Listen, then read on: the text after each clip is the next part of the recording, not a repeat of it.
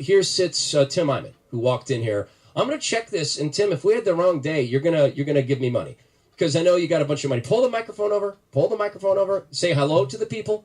Hello, people. So I'm sitting here doing the show, minding my own business, and it's hard to ignore a cat with an orange shirt standing outside. It's Eyman. And so I think I said Wednesday, and then I think I got it wrong because I wasn't here Monday. All right, so let's start with this, Eyman, and we need to get your attorney on the phone so that we can do this the right way. So I'll give you I can't give him the number, Tim. Not over the phone. No, I can't do that. All right, so hold it up to the thing. Yeah, talk to the people, Tim. Tell them, give them an update on what's going on with the $30 tabs, and then we need to get to this case. We need to get to your case. So start there. What's going on in the $30 tabs? Well, it's really exciting. We're in kind of the home stretch. We have 3 months left to go. We have been going for the last 4 months, and we're at the 3/4 point. So we're past the halfway, past the 2/3. We're into the 3/4. We've gotten 250,000 signatures for the initiative so far, and we have 75,000 signatures to go, and we've got till the end of December. So we're making incredibly good progress for a lot of reasons for that, but the Puyallup Fair has been really invaluable. The Pierce County GOP has got the petitions down there. We have our own booth down there, but it's going really well. My wife and I literally sold our retirement fund and loaned the campaign $500,000 in order to kickstart it, and so we're 100% committed to making sure that this thing is successful, and I'm so grateful you gave me a chance to talk about it. Well, I also wanted to talk about the Legal Defense Fund, and I also wanted to talk about my understanding, and I know that we need to get your attorney in here, because I've been holding that off having you on the air until we can talk about your case, Tim, because it's I don't carry water for folks. I love what you do. I'm a supporter, but I don't carry water for folks, so we need your attorney on the phone. Since we have the scheduling snafu. But let me go through what I understand the Attorney General is trying to do to you. That's Sideshow Bob, our part-time Attorney General, full-time seeker of campaign donations to run for governor. I understand he wants to ban you from working in politics forever. I understand that he has increased the fines to a ridiculous level. What I have studied about Sideshow Bob is that he himself appears to be a serial violator of campaign finance laws that may add up to a Class C felony. And working from memory, I recall that he used campaign funds for personal use. He hid donations, failed to report, etc.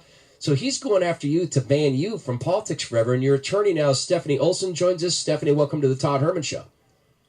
Thank you. Thanks for having me. My pleasure. So, Stephanie, tell folks what I call Bob Ferguson, and you're a respected attorney. I'm just a rodeo clown with a radio show.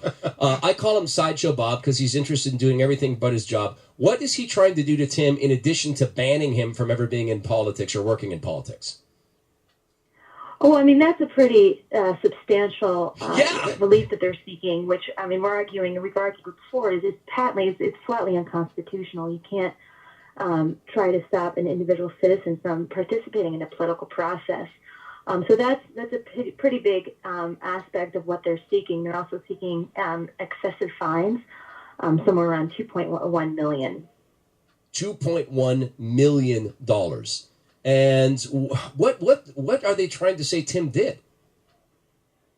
Well, I mean, really what this case is about is whether two transactions should have been included in campaign finance reports. That's it? And the Attorney General, wait a minute, stop. Wait, counsel. Wait a minute. But you telling me this is two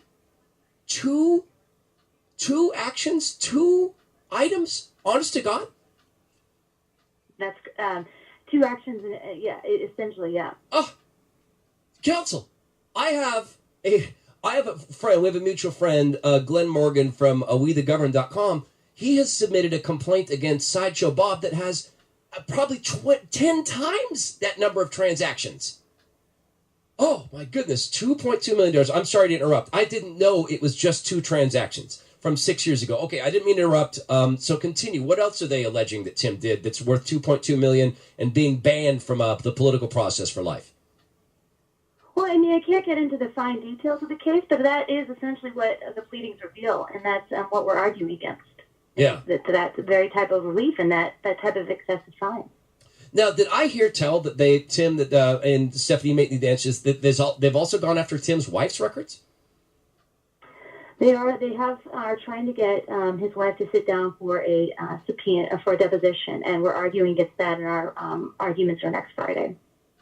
I've never seen anything like this. I mean, we've had Glenn Morgan has documented and gotten standing to sue Smack Daddy Dow Constantine, who hid his board membership on Sound Transit. He didn't disclose that. He didn't disclose a number of donations. We've seen entire political parties now try to dissolve themselves after they were cooking their books. They had embezzlement and going on. The Spokane Democrat Party, as I recall. And Bob Ferguson went and helped them raise money in the midst of that investigation. I mean, how do you keep your level head on this, Stephanie? How does this not just make you outraged like me? Are you just that much better of a person? No, not at all. It's getting through this case. It's presenting the facts. That's what we've been doing. It's continuing to get the facts in front of the judge, and that's what we're fighting to do every day.